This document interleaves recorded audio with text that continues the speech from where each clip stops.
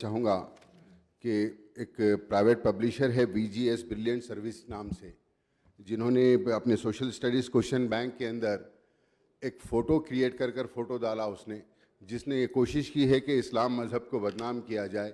और national movement नाम से उसके सब्जेक्ट क्वेश्चन बैंक के अंदर उसके सब्जेक्ट के अंदर उसने एक टेररिस्ट की फ़ोटो डाला, और वो टेररिस्ट के हाथ के अंदर कुरान शरीफ वो डिस्प्ले कर रहा है टेररिस्ट। तो हम उसके ऊपर जाकर कल मिनिस्टर साहिबा से भी मुलाकात करें, उन्होंने तयख़ुन दिया कि हम इसके ऊपर एक्शन लेंगे। लेकिन मैं आपके ज़रिए ये कहना चाहूँगा कि एक प्राइवेट पब्लिशर है,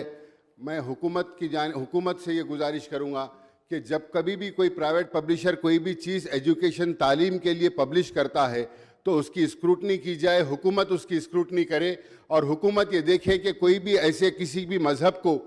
बदनाम करने के लिए और किसके भी मज़हब के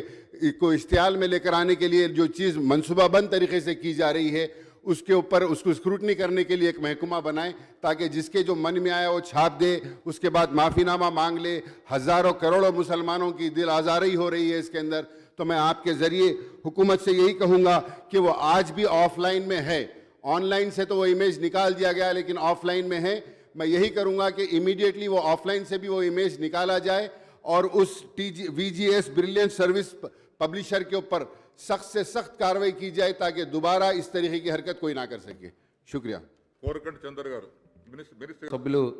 బలాలా గారు లేవనెత్తినటువంటి అంశం చాలా సీరియస్గా ఈ ప్రభుత్వం పరిగణిస్తుంది అధ్యక్ష.